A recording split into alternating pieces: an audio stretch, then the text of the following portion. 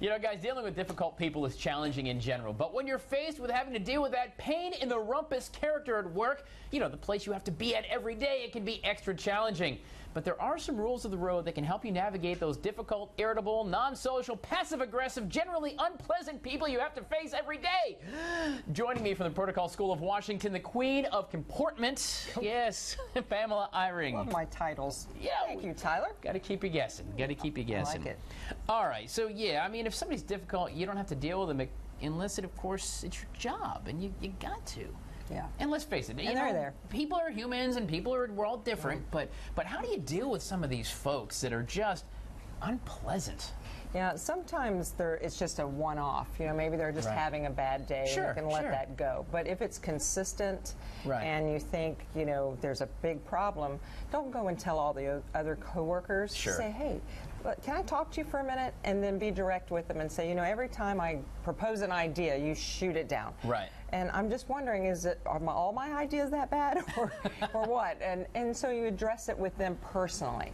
And no one likes confrontation. That's probably the hardest thing to do when you're dealing with a difficult coworker. Well, no.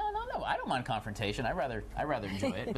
But well, that's me. You're rare, because a lot of them don't. They just say, oh, and then they build it up. Right. And they tell people, or they get really mad at the other person. What about the negative Nellies? And we all have friends. I've worked with a few that the kind of guy that if you give him a $20 bill, he's going to be like, man, I needed 2 10s.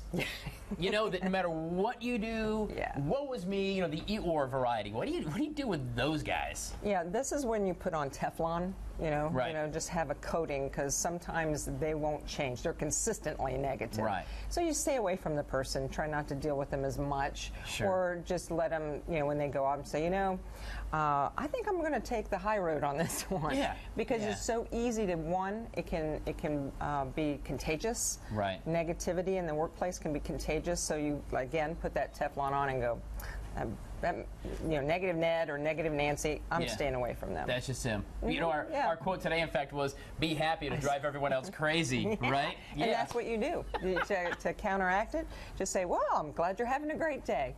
Walk over and get a coffee. And so, because sometimes I'll do that when I, you know, maybe somebody isn't very pleasant at work. I go out of my way to be pleasant to them. Yeah. Maybe I'm needling a little bit, but I can't help it. I'll just be like, hey, how are you? Talk to me. Yeah, and force them in the conversation. Yeah, I wouldn't force it. Just, you know. Don't poke the bear? No, because you just don't know. They might really be having a bad day, or it's just them, and you're not going to get the response you want anyway. Right. And then you get in that. And then you just, you're taking time away. All right. Yeah, you got other things to do. All right. Pamela Eyring from the Protocol School of Washington. You're going to stay with us. We have a couple other tips, some good stuff about how to deal with the know-it-all at work, so you're not bullied at work as well. Yes. So if you've got that coworker that just sucks the wind out of a room when they walk in, we'll talk about that coming up in a bit. Some techniques. All right, you're back. All right. So there's so much to talk about. There is. You know, we always have that negative person that is in a workplace, a place you have to deal with them. If it's your friend, you just don't call Eeyore anymore. But when you got to come to work, you got to deal with somebody who's just not necessarily the most pleasant person, or, you know, crayon on the box. What about workplace bullying? We hear about that. It happens. It's a real thing. You have to address it right away. I mean, if it's consistent, and it will escalate. So if you feel you're getting bullied, you first try to talk to the person about it and say, you know, this is how I'm feeling about it. You know, this behavior is not appropriate. It's not necessary. What kinds of things We're professionals. What kinds of things are bullying versus someone just being, because some people are just jerks, and it's okay. I mean, you know, we've all been guilty of it. I mean, some people are just and just don't care.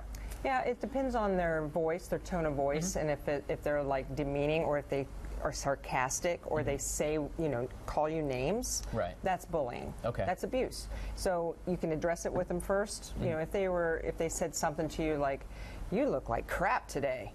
Right. Why do you always dress like that? You look like crap. And you're like, where'd that come from? And then the next day they say something else about your hair, or about you, or your work. So it's just a constant, it's a constant, like, crappy kind of deal. Right. I would try to address it first with them and say, look, I don't know what the problem is, but this is happening, and it's not appropriate. It's not professional. If it continues, go see the boss. And that's different than like somebody just being, because some people are just not nice individuals, and that's just the way it is. That's different if they're state of themselves. themselves and are not nice versus outwardly saying to bring you into it. That's right. What about the office know-it-all that, just knows everything, no matter what? And interrupts you when you're trying to share. Yeah, exactly. And it keeps on and going like that. Yeah, exactly. You fire them. That's right.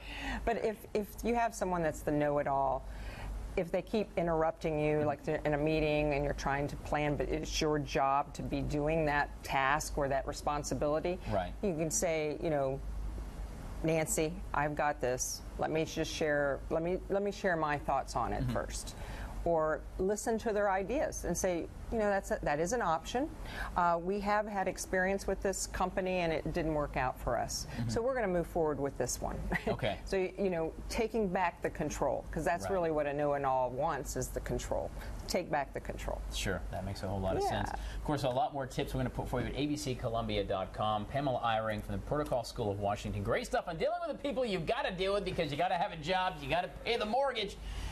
So you got to come in and sometimes, put up with them. Sorry, Grace, you got to put up with me again tomorrow. Uh-oh. I know. It's terrible. Call me if you need help. Pamela Eyring, Protocol School Washington. Links for you at abccolumbia.com. Stay with us. We're coming back.